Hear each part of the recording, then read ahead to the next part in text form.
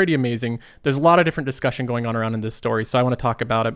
And then the last bit of news I want to talk about is this survey, the number one regret that investors had in 2019, the biggest thing that they regretted now. So spoiler alert, the regret is that they didn't invest enough money in 2019. I'm going to be talking about why this survey is completely pointless. It doesn't prove anything except for showing basic human psychology. So I'll be talking about that a little bit later as well. Okay, so first of all, I wanted to jump into my portfolio here as well as my YouTube channel. And I wanted to do a quick recap of 2019. So for people that are new here, you might not know exactly what this channel is about. I'll give you a quick summary. In February of 2019, I uploaded my first YouTube video, so roughly 10 months ago. And is with the simple goal of broadcasting a specific investment strategy. I thought that historically, the whole industry of finance, I think, has been very opaque. They use confusing jargon. They don't really tell about what they're invested in. So what I thought would be interesting is implementing a specific strategy centered around this portfolio, which is a dividend growth portfolio, with the goal of creating a secondary stream of passive income that you do not have to actively work for. And that's what I tried to create. I thought it would be interesting for people to see this unravel and unfold live week by week, month by month. You can follow this portfolio and how it does. So I've uploaded since then, 10 months ago, roughly 62 different videos. This is episode 63 of this series. Now, the viewership has grown substantially over that amount of time. We're closing in on roughly 70,000 subscribers, as well as we have thousands of listeners on the different audio podcasts. So the audience is growing pretty rapidly. Every video is getting quite a bit of views now. And it's been interesting to be a creator and be able to see that happen and get the input from everybody that joins in the channel. Because we have viewers that are 18 years old. We have viewers that are 70 years old, every different age demographic. And over 30% of the audience is outside of the US. So I get to see a lot of different perspective from people that are outside the US as well. So that's been an interesting thing. The channel's been growing a lot. I appreciate, first of all, everybody that shares the channel with friends and family and that's helped in that growth, be a part of that. I appreciate all of you, and I appreciate everybody that's new to the channel. But regardless, I started this YouTube channel in 2019, and I've had specific goals for both my YouTube and my investments. And that's what I'm going to go over in this video, is just specifically the things that I want to accomplish in 2020, the type of things I've wanted to do with my YouTube channel, and the type of things that I actually like to track that I think are achievable things to track. So I'll go ahead and start with my portfolio. I have narrowed it down to two main goals that I have with this portfolio, with my finances, two main things that I think that I can accomplish in 2020 that I'm going to set out to try to do. So one of them, I'll write it out here, is to invest $2,000 a month. That's what I want to contribute to my portfolio, is $2,000 a month. That is something that I think I should be able to do. So I look at my portfolio, that's been about the rate that I've been funding it ever since starting it, is about $2,000 a month. That's part of the reason why you see this nice line of it growing, is not only because the gains and the dividends have been consistent, but because I've been depositing $2,000 a month. Now, this is something that I feel that I have a fair amount of control over. I should be able to do this. My income allows me to do it. If I budget wisely, if I'm disciplined with my finances, I should be able to deposit $2,000 a month. The conditions that would make it so that I'm not able to do this are either I have a loss in income, like I lose my primary job, not able to find different work, or I have some kind of huge drastic expense come up, some kind of huge health problem, something like that. But barring those two different situations that I think both of them are pretty extreme, I think that I should be able to accomplish this. Now, I will say that $2,000 a month is a lot of money. Don't get discouraged if you're not able to deposit this much. I read about portfolios and people investing all the time where they're putting $5,000, $6,000, $10,000 a month into their investments. So people depositing more money than you should be no reason to be discouraged. Now, another thing I'll mention on the $2,000 a month is that when you start off, this is a lot of money being deposited. Every single month, it's like adding a huge chunk to your portfolio. You know, percentage wise, if you have $10,000 and you add $2,000 a month, you just increased your portfolio value by 20%. With that 1 month, that one deposit. But as my portfolio gets bigger and bigger and bigger, these $2,000 a month deposits make up for a lesser and lesser percentage of the overall value. So right now I had to put in $2,000 a month. Like I just did a deposit here. I cheated and put 1 day early. So on the 31st, I'm counting this as January's though, I put in $2,000, but you know, it went from $70,000 to $72,000. So no longer does this make a drastic difference with my portfolio value, and every single deposit is going to have a lesser and lesser impact on that. The positive side is that the more that you build up the portfolio, even though your deposits have less and less of an impact, what does happen is the dividends that you earn increase pretty rapidly. So if I look in the past month, $328 earned in the past 30 days. So even though my deposits make up a smaller percentage of my overall portfolio, my dividends are growing. They're paying me more and more every single month. I can look in the past week, even though the market went down with this news, my earned dividends came in at $114. So that's how much I earned in just the past 5 business days. Now this brings me to my second goal. I'll write it out here again. Have an average income of $400 a month in dividends. So this is my second goal. These are my 2 main goals. One of them is to invest $2,000 a month. The next one is to have an average income of $400 a month in dividends. Now you might be asking, why isn't your goal to have a $100,000 portfolio value, right? I might be able to accomplish that in 2020. The reason why is because I'm trying to focus on goals that I feel like I have a level of control over. You do not have control over what direction the market goes. If the market decides to go down 20%, there's no way I'm going to reach $100,000 portfolio value while depositing $2,000 a month. It will not happen. So setting a goal centered around a portfolio value is very difficult because you don't have control over the outcome for the year. My goals are centered around the things that I think I have a reasonable control over the outcome. I know that even though I might not hit $100,000 in portfolio value, depending on which direction the market goes, if the market goes up or down, I should be able to hit an average income of $400 a month in dividends, investing $2,000 a month. This highly depends on if the companies are able to maintain their dividend payments. If we enter a recession, some of them might cut their dividends. If we enter a really terrible recession, a lot of them will cut their dividend payments. But that is the really extreme worst case scenario that might make this not happen. Other than that circumstance, unless we enter an extreme 2008, 2009 level recession, I should be able to accomplish this goal of $400 a month. If you're somebody that has watched this channel for a while, you know that I don't focus as much on the market gains, the capital appreciation, as much as I do the dividends. Because like I said, I just think that you have more control over a growing stream of dividend income than you do what direction the market goes. So focusing on the market gains is very difficult because then you feel like you're winning if the market goes up and you're losing if the market goes down. With the dividend income stream, you can control for that and continually have it go up month over month and year over year, despite the different market conditions. So if I go to this graph here, this is something that I've tracked on a Google spreadsheet since the beginning. So I look at it since January of 2018, the amount of dividends that I've earned. $0 in January, $0 in February. Then it starts to pick up. And you can see that this grows over time as I continually deposit, reinvested dividends. This has been a growing stream of income. Now, I don't have the number yet of December 2019, so of just last month, but that's going to be in the next video. But what I'm going to do is do the same thing. So I have this Google spreadsheet here. I'll zoom out on it. This is a spreadsheet where I track my investments. Most of this looks really confusing, but literally all of this is just automated lines. So you just plug in a few things here and then it automates these columns. But what it does is it tracks your actual monthly income and then it extrapolates your average monthly income. Right now I'm at an average monthly income of $198. I want to double that in 2020 from $198 to $400 a month. That's going to be difficult without putting in double the money, but I think with the compounding and the way the portfolio is working, I think I'll be able to get there. So I'm going to be putting in $2,000 a month.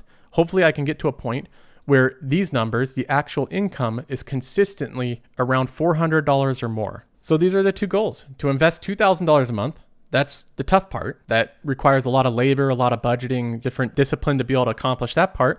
And then here's, I think, the easier part: to have an average income stream of $400 a month of passive income. That's the fun part of it that I hope that I'm able to accomplish. And having an extra $400 a month put into your cash balance, continually paid out every couple of days, these companies are paying dividends.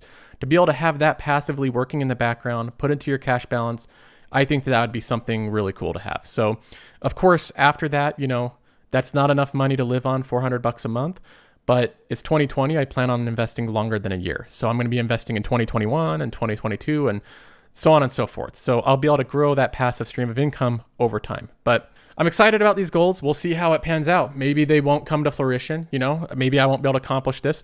Either way, I'm going to be broadcasting it, seeing what happens. I'll tell you guys how it's going. I'll also create an updated version of this tracking graph. I know a lot of people are using this. So I'm going to create a new spreadsheet that will incorporate the new year into this so that the graphs will adjust to be able to have the new 12 months of data. And I'll offer that for free for you guys. So you'll have a link to be able to copy this and use it for your own tracking as well. As far as goals for my YouTube channel, I don't have many. The main thing is I would just like to create better quality content in 2020. So that's been a big goal in the past. In 2019 is I've wanted to create content that would be the type of content I would like to consume. So I've tried to create it in a way that I would look forward to viewing and consuming this content. And moving into 2020, the main goal I have for my YouTube is to maintain and increase the quality of the content that I'm creating for you. So I want to be able to create good, thought-provoking, motivating content that people look forward to viewing. That's going to be my goal in 2020. So we'll see how that works out. Okay, well, that's enough of goals for now. Let's go ahead and jump into some news. As president, my highest and most solemn duty is the defense of our nation and its citizens. Last night, at my direction, the United States military successfully executed a flawless precision strike that killed the number one terrorist anywhere in the world, Qasem Soleimani. This guy was the top Iranian commander. He was the top dog. He was if you compare it to U.S. commanders in the military, he'd be the very top commander. He'd probably be like the top 3 commanders. So he played a very integral role. This is the biggest event in U.S. foreign policy, the biggest change that has happened in a number of years. So this is a really big event. I'm not trying to downplay the seriousness of this event. And I know the temptation here, whenever you bring up events like this, everybody becomes foreign policy experts. I'm not going to go into that today. When I look at my portfolio and I see the stocks going up and down, I can go here and look. The Dow Jones went down 0.81%, the NASDAQ went down 0.91%, and the S&P 500 went down 0.72%.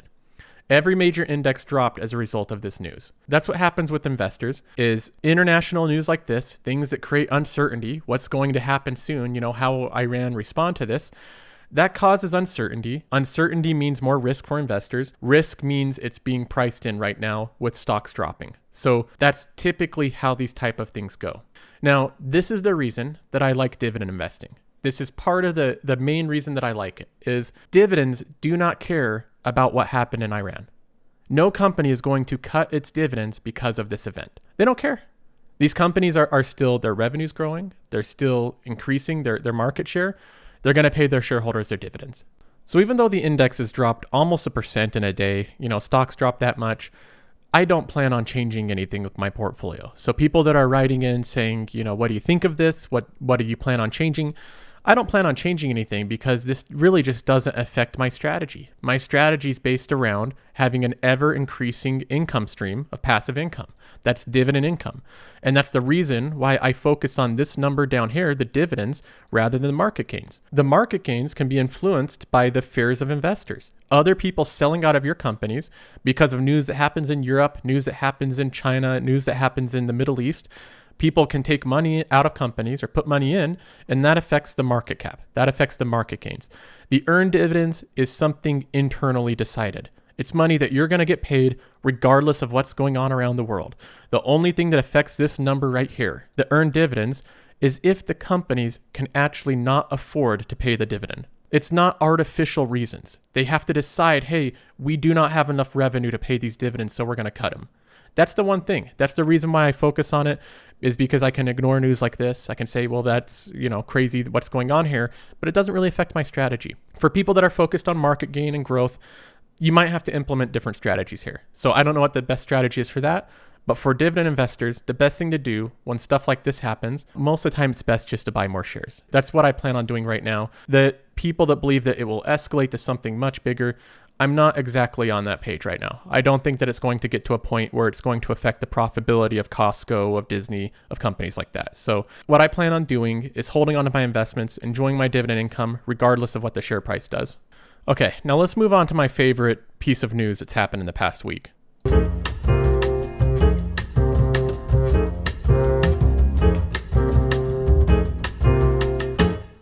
first car you ever owned was? A very old used Fiat car. Oh boy. This guy is named Carlos Ghosn, which has led to a lot of bad puns in the news because his last name being Ghosn, and he fled from Japan to Lebanon while he was on bail, so they're calling him Carlos Ghosn. And another comparison that's been made is he's been compared to Mr. Bean. I'm not saying he looks like that, but I'll just note that the comparison has been made there. But regardless, Carlos Ghosn is the former chairman of Nissan. He's worked in the car industry for a long time. He was actually really well respected. In fact, this little video here, this Get to Know You, shot by Wall Street Journal, was shot in 2017. So he was a well-respected person in the industry up until just a couple years ago. And he was actually the one credited with completely saving the company Nissan. He came in and it was a struggling company going out of business, and he cut the right manufacturing and turned things around to where it's a profitable company now. But things took a pretty bad turn for Carlos here. The saga of ousted Nissan executive Carlos Ghosn and the Japanese government began with his arrest in 2018. Accusations of financial misconduct, including underreporting his salary and forcing Nissan to pay losses from his personal investments, led to his initial arrest by Japanese authorities at a Tokyo airport on November 19, 2018. That's right. Carlos was arrested. He was placed on bail, charged with a number of financial misconduct crimes, and later, months later, after being on bail and house arrest for a very long time, he escaped in this audio equipment box. So they smuggled him in this box into a private plane, and then he flew to Lebanon. It says here, the former auto titan Carlos Ghosn, packed into a case typically used for concert audio equipment, was sneaked onto a private jet at an airport in Osaka, Japan, late Sunday, according to the people familiar with the matter, in what has become one of the corporate world's most stunning cases of bail jumping. And this is where the story gets interesting, because at first thought, you're thinking this is just a story of a wealthy man escaping justice. He just fled to a different country. But reading more about this, you see some questionable things in the Japanese justice system here. So I'll give you a couple examples. This is a Wall Street Journal opinion piece on it, where they're actually taking the side of Carlos Ghosn, saying that a lot of the things that were happening were completely unfair of how he was treated. One part here, it says, the 65-year-old is held for weeks, initially without charge and subject to interrogation without an attorney present or access to his business records. So there's a couple differences right there. One thing in the US is you can't hold somebody for weeks without charging them for something. You can only hold them, I think, for actually like 2 days in the US without charging them. Maybe 3, maybe 72 hours, but it's a very short time. You can't hold people for weeks without bringing charges against them. In Japan, I've read about this, but what they can do is charge somebody with some crime, hold them for a number of weeks because of that crime, and then all they have to do is charge them with a new crime. So if they have any suspicions of something new, they just keep revolvingly charge people over and over and over again. And the reason that they do that is because they want you to confess. If they can keep you locked up without you actually being convicted of a crime, some people get so discouraged that they're spending so much time, week after week, month after month, in jail or on bail without actually going to trial, that a lot of times they'll just say, hey, look, I just want to get through this. I'm going to confess to some stuff just so I can get through this. And that's where it says right here, a trial was expected in 2020, though more than 99% of defendants in Japan are convicted. That's the conviction rate is 99%. Pretty incredible there. The last part of this opinion piece, it says, the Ghosn saga has been a fiasco from its dubious start. The best way justice could be served now would be for the truth about the accusations to emerge, for Mr. Ghosn to get his reputation back if the evidence is as weak as it seems, and for Japan to reform its justice system and corporate governance so that they are more appropriate for the modern free market economy. So there's some people that are almost defending Carlos here, and then there's other people that think that Carlos just believes that he's a god, that he can do anything, that he has a ego about himself and that he can escape anywhere. Well, here's Bob Lutz saying that. We don't know. You know, he claims he's the victim of a conspiracy to oust him. But having known Carlos Ghosn for a number of years and having observed his personality over the decades and seeing him become more and more imperious and clearly suffering from CEO disease, where he showed all the signs of believing himself to be omnipotent and infallible. That's the former General Motors vice chairman saying that he's suffering from CEO disease, where he believes that he's omnipotent and infallible. So you're getting a lot of different sides on this subject. The last thing I'll say on this story is that right now he's in Lebanon. They haven't made contact with him. The government hasn't made contact with him there. And Interpol sent out an arrest notice. So if he travels to any country where they have any kind of treaties or anything, extradition treaties with Japan, they will arrest him and extradite him to Japan. So it's kind of unknown right now whether Lebanon is going to do that. But because they have no treaties with Japan, they have no agreement to do that, they probably won't. Okay, and then the last bit of news that I'll mention is a study that I see being shared everywhere. It shows up on all the financial forums and everything in different places. And I don't understand why, because when I come across studies like this and I actually read what's going on here, the first thought is how completely useless this is. So it does not reveal any information that is useful. Nothing that we can do with it.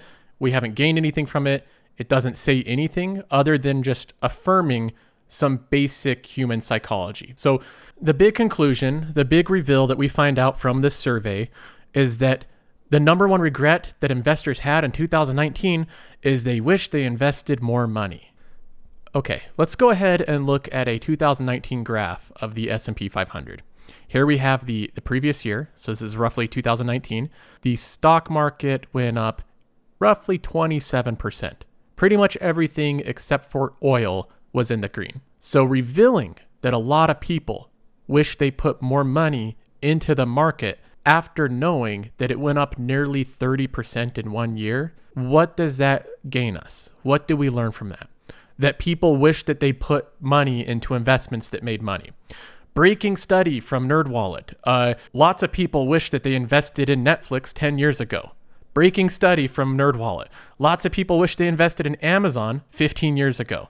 Groundbreaking. After knowing that an investment goes up in value, people wish that they put more money into that investment. This reveals nothing. It's a silly survey that gets a lot of clicks. It gets shared around, but all it's doing is revealing the obvious, that people looking back in hindsight wish that they acted in a way that made them more profitable. The top one is invested more money. The next one is invested more aggressively. These are all things that are hindsight after knowing that the market goes up. What I think would actually be useful here, something that would be interesting, if anybody from NerdWallet is listening, do a study after the stock market drops 25, 30% in a year. After we have a down year where the stock market goes down 20, 30, 40%, and then do a survey and we'll see if the top result is people wishing they invested more money or that they invested more aggressively. That would actually be interesting. That would be something where I would actually be interested in the results of it.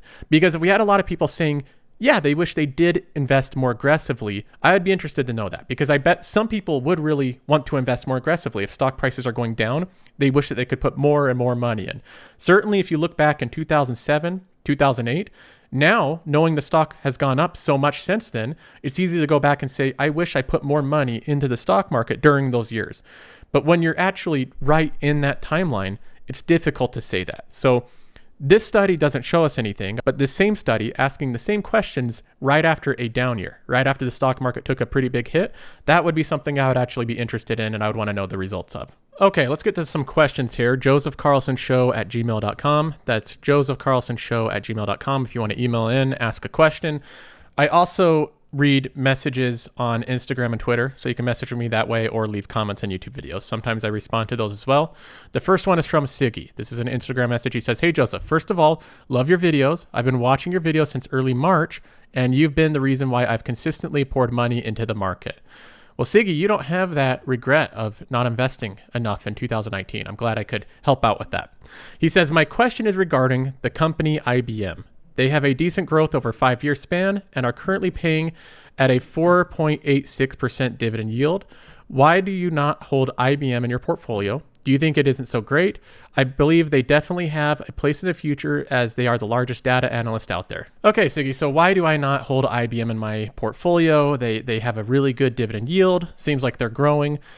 The big reason why, it's not because of the numbers behind it. There's number analysis where you look into the data of a company, and then there's the qualitative analysis where you look at the moat of a company. You look at the overall direction and decisions that they're making that can't really be quantified in the numbers. So the reason that I don't invest in them is totally because of that qualitative analysis. My own personal biases dealing with different companies and looking at different companies, it's just not one that I'm interested in investing in.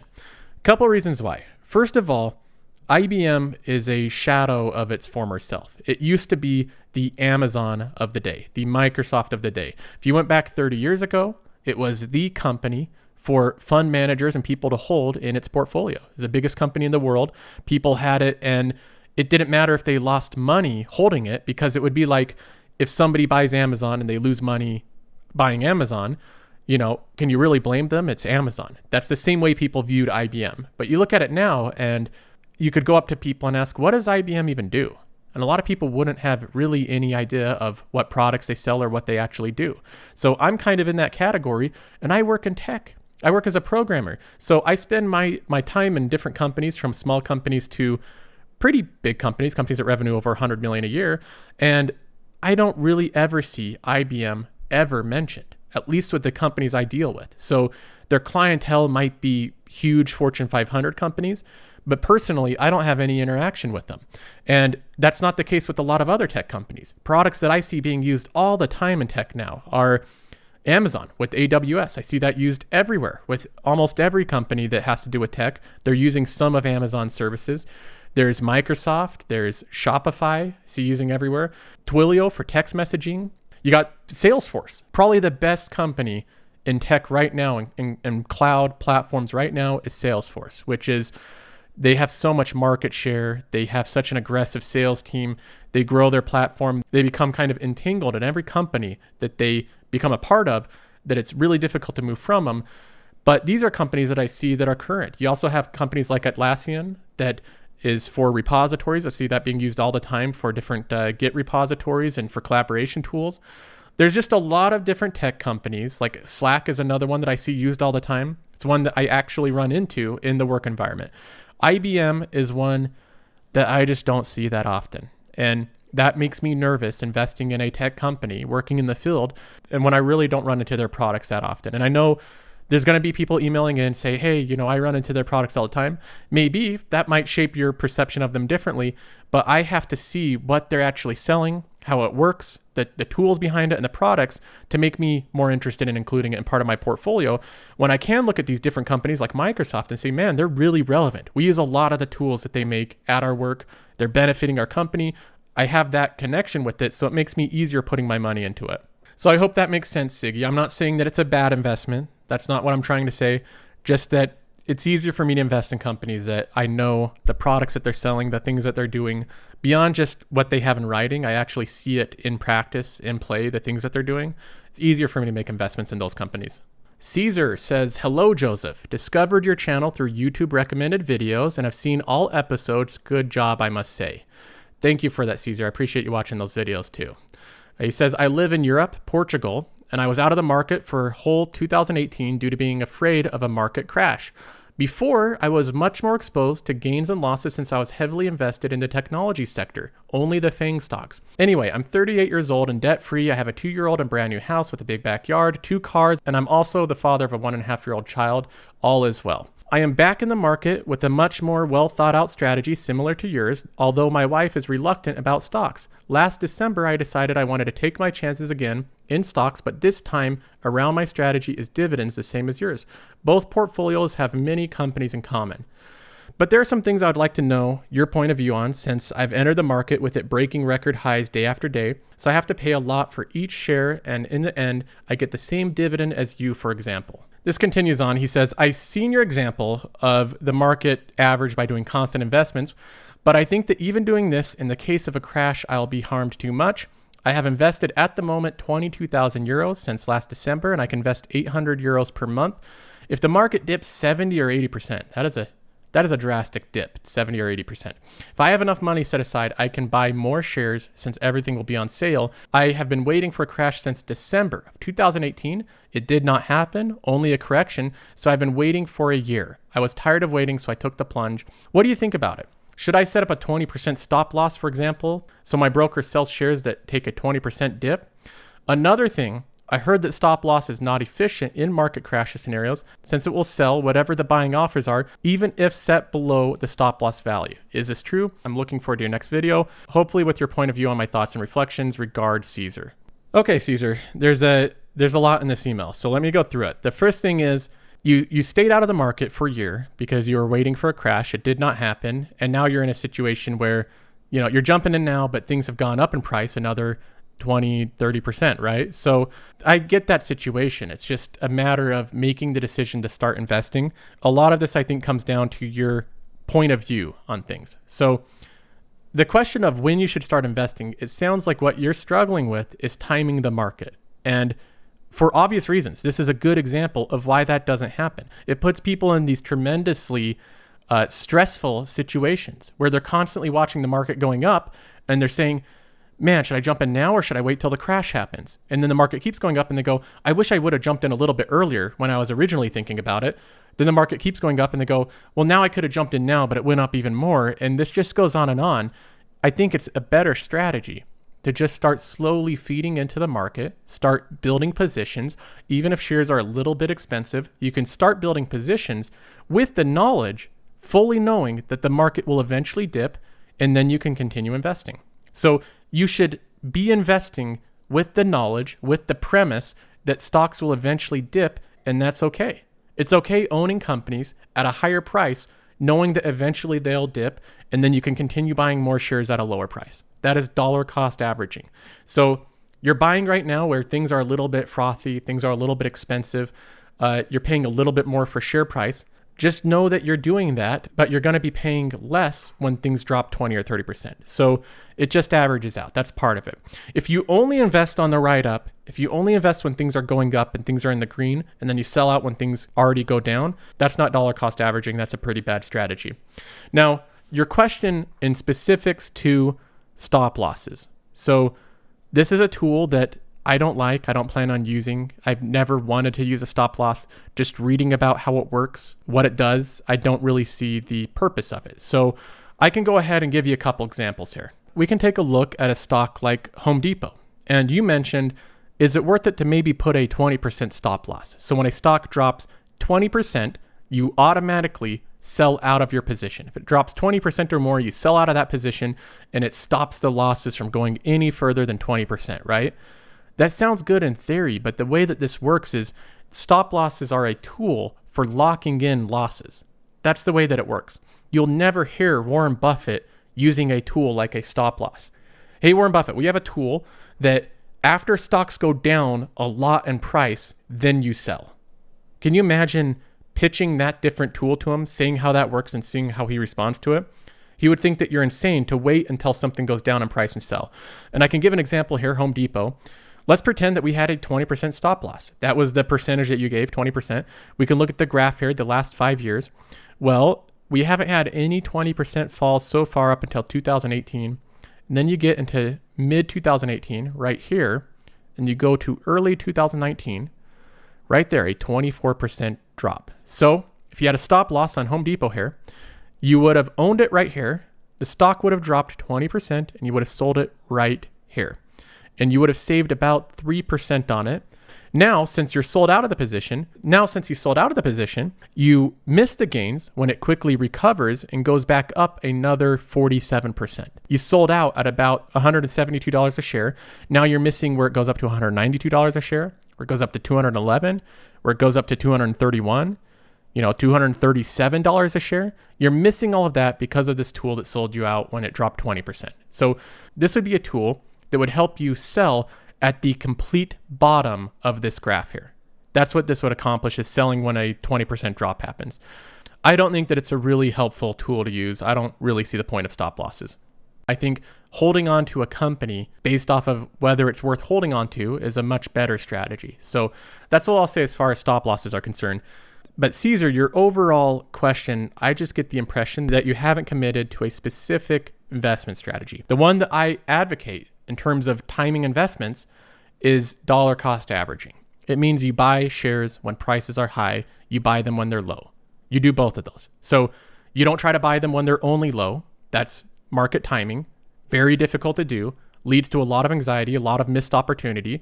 But you don't only buy when they're also very high. That leads to losses. If you only buy when the stock market is high and things are expensive, and then you do not deposit money because you see red in your account, you see that you have losses, that's also not dollar cost averaging. So you need to buy when things are high and when things are low. That's dollar cost averaging. If that is a strategy that you're able to implement, it's been proven to be a very good one in historical terms. So that's my advice as far as that's concerned. Kevin says, thank you for your transparency and informative videos. I have a question. How many stocks should I own? So this is a good question, Kevin, and it's a short question, but you can go into a lot of detail here. As far as diversification, if you look at the charts of how many stocks you own and then the risk of being under diversified, it gets to a point where the breaking point is anywhere from 25, 30 stocks.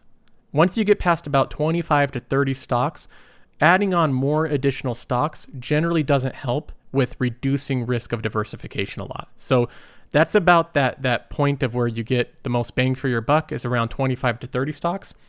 But there's more to diversification than that. So if you have 20 stocks and you think, well, I'm really diversified, but every single one of them are cloud computing stocks, then you're not diversified. You could have 50 stocks, and if they're all the exact same industry, if they're 50 oil stocks, you're still not diversified. So not only do you need 25 to 30 to be properly diversified, but you need those broken into different sectors. You can see that in my portfolio that I have them broken into all these different sectors. And the reason why is it diversifies your risk with sectors. So if oil has a bad time like it's had in the past year, then that doesn't matter because you only have a portion in that sector. Or if telecom does really bad for some reason, or if consumer does bad, when you diversify through the different sectors, it helps reduce the risk. Now, mine isn't perfectly equally weighted on the different sectors because I don't think they should be. There's some sectors that I think are less cyclical and less risk prone than others, and those are the ones that I've weighted a heavier portion of my portfolio to. But not only should you own 20 to 30 stocks, make sure they're diversified across different sectors. If you do that, I think it would make you pretty diversified. So if you have 25 to 30 broken into different sectors and they're quality companies, I think you would have a pretty diversified portfolio. The only case for owning just like 1 or 2 or 3 stocks is if you're extremely good at analyzing companies, you have extremely solid picks and they're conviction picks. So they're companies that you are willing to put a lot of money in because you highly believe that they'll be successful. So some big name investors do that. Like Charlie Munger owns 3 different stocks. They're really good companies. And he doesn't think you need to be diversified if you own really quality companies. But for most people, the traditional advice is to be properly diversified, you need 25 to 30. If you're looking to just be completely diversified, then you could just own ETFs. If you go and buy some broad market ETFs, that will diversify you across hundreds, if not thousands of companies. That's one step that a lot of people take as well. I feel like I'm somewhat in between both ends of that spectrum. So I'm not in the category where I have a super high concentration of my money in only a couple companies.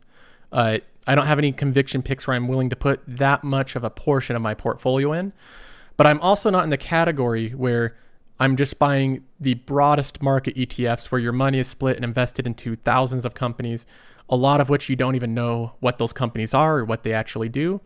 I'm kind of in between where I have a good number of companies, about 45, and that's split up between different sectors. And I think they're high quality companies and I have my money invested in those. I know all the companies, I know the products they sell and the services they offer. And I like that familiarity with knowing actually what I own. So there's both ends of the spectrum. I don't think any of them are wrong, but the traditional advice, if you're going to do individual stocks, own 25 or more, have them split up in different sectors.